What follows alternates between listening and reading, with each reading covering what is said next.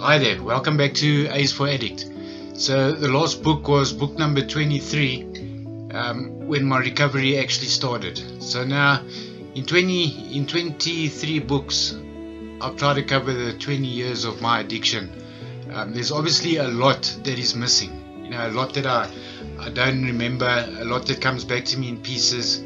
If I can, I'll just go through those couple of things that I remember as I go along. As usual, everything won't be in order, but at least I'll get to tell you about it.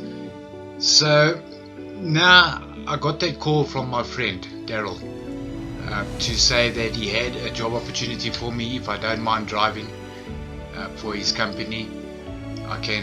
Would I like to come and work for him? I said yes, and he came to pick me up that Monday. Like I said, when he picked me up, the first place we stopped was to go and get a cell phone that I needed for him to be in touch with me, and then the very next day he came to fetch me to take me to get my ID book and my driver's license sorted, which I had lost.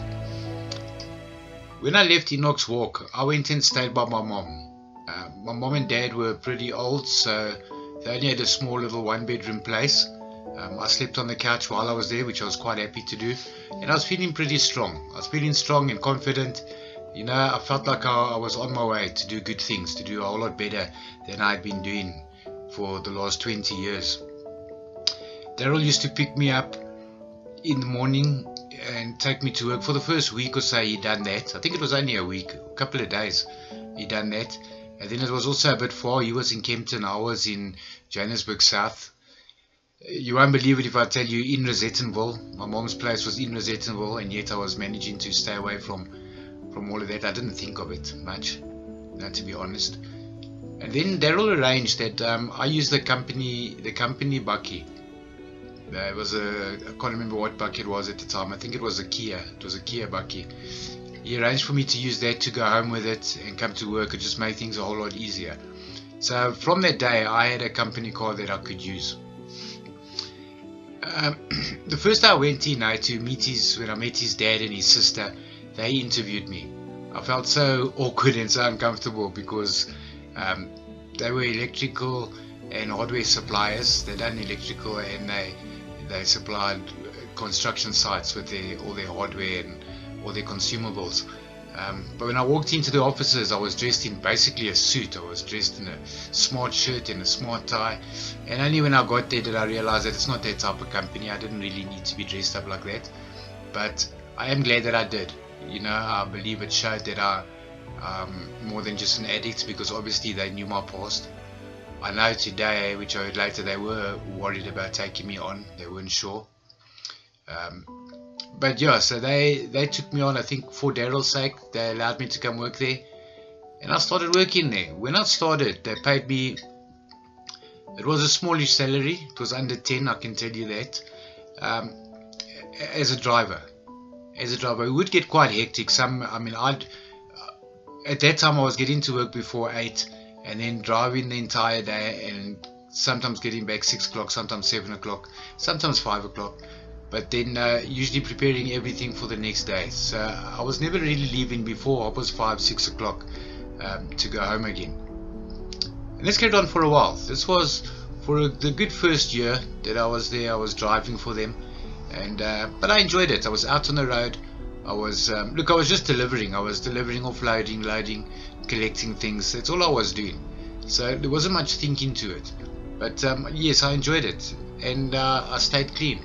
Nothing in my mind made me go to use. I seem to have had my addiction under control. I know that we never get rid of it, so I won't say that I was perfect. I know that I've got an addictive personality, so it was always there.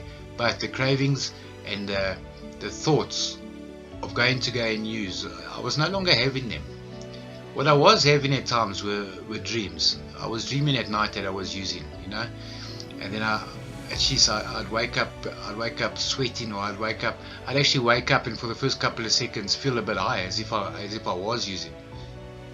It done what the drugs done to my mind was terrible, And that carried on for a while though. That carried on for a long time, that I would have dreams like that, even up to today. I mean, I still have dreams. Every couple of months I might have a dream like that, or a dream that I've been arrested.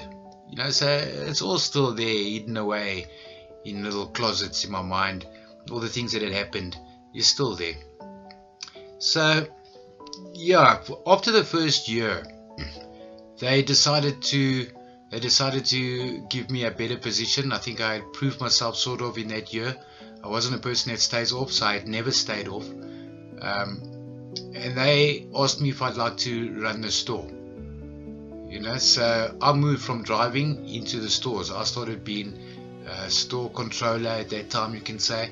So I was running the stores and getting the guys loaded and all in the morning for them to go.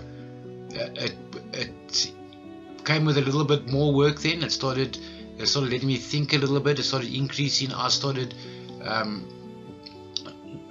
not doing the logistics, but getting them loaded and making sure everything is there and correct when it comes back, checking all the stock and doing all that type of thing. So I was starting to do it a little bit more, and it was all going pretty well.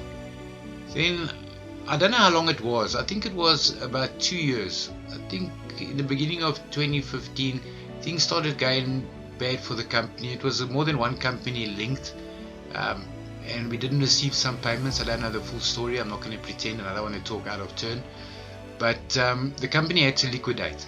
So on liquidation, Daryl approached us and he asked us. There wasn't really a plan or an idea of what to do. He didn't want to start going now and looking for work, so he wanted to start his own company, doing the same thing, using the same customers, but under a new name, which would be completely under his name, because I believe the previous company was his dad's. So that was the plan. I decided to stay. I've always been pretty loyal, so I didn't want to just pick up and leave. And besides that, at my age at the time, I must have been 44, I think. At that time, in my 40s, I don't know 40 what, to leave and look for new work would have been an extreme battle for me. And this is the reason I wanted to stay in rehab, because I know how hard it is to find work out there. So I said I'll stay. One of the other ladies stayed. The guy that was working there, he decided to move on. So he moved on to another company, and we stayed. What happened then is I was moved then I was still running the store, but I was also moved into the office with Daryl, and I took over the other guy's job. So I was also doing sales and not really quoting, but sales and the trip for the drivers, where they're going, that type of thing. I started doing that as well. And that went on for a while. So now I was quite busy, because I was doing the inside work, plus I was running the store for him and getting the drivers sorted. I couldn't leave work until the drivers got back, and I had to be there before the drivers came in the morning. So my days were long. My days ended up being minimum 6 to 6. Every day I was working that. We changed the name of the company. We opened a new company. We started trading under a new name, and then the lady that worked there was an issue with her by the end of that year. So it was only a couple of months. But a couple of months down the line, there was a bit of an issue with her, and she was given the option to resign, which she did. She resigned and moved on. So now it only ended up being myself and Daryl, and I think it was 2 drivers at the time. So it was only us working. But we worked well together. We got a lot of work done. We started getting the company sort of off the ground. Things were going quite well. I'm not saying we weren't making a lot of money. It's not like that, but we were managing to make our salaries. I didn't deal with the books or anything, so I didn't really know, but I think the company was doing okay. Yeah, and this happened for a long time. We worked like that. And after this girl left, when she resigned, I was then given her job as well to take over. So I took over what she was doing, plus I was running the store, plus I was helping Daryl in the office doing the sales and a bit of the quiet, sort of. Plus then there was the capturing of the supplier invoices, and so a whole lot of office work, plus running the guys. So I was quite busy. My days were 6 to 6. I was working 12 hours a day, and I worked it for a lot of years. I was with the company for, all in all, with the first company and with Daryl's company, I was there for close to 12 years. Yeah, it would have been 12 years I was there. Unfortunately, this year I was retrenched, so I'm no longer with him. But yeah, that was my start, you know. But anyway, I don't want to skip right to the end. During this time is when I met my present wife, and I saw Claudia again. I spoke to you about Claudia, somebody that I fell for when I was in rehab and let down. Let's leave this book at 10 minutes so you don't get too bored. Please send my videos to everybody that you know that might need it. You know, go through the videos, watch them all, and if there's something that you pick up on that somebody might learn from, send it to them.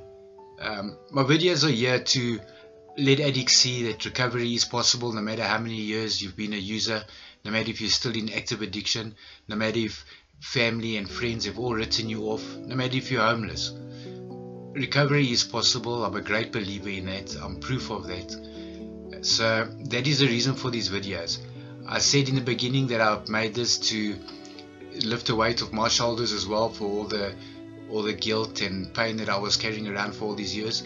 And you know what, I can say that it really has helped. This has made me feel much lighter. There's so much that's been alleviated from me, and I can see it. Funny enough, I can see it in the way that I am with my family.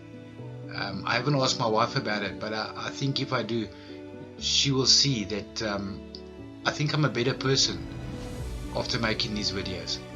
You know, I really do. So I hope that you get something out of it. I hope that people that are caring for addicts can see that we're worth it.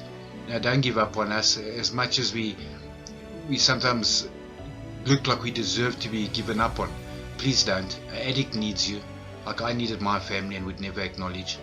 So please be there for the addicts, recovering addicts. Stay strong and stay focused. And those in active addiction still, please just know that there is recovery. You can get out there. Drop me comments, subscribe to my channel so I can see you people are watching. Drop me comments, I'll reply back.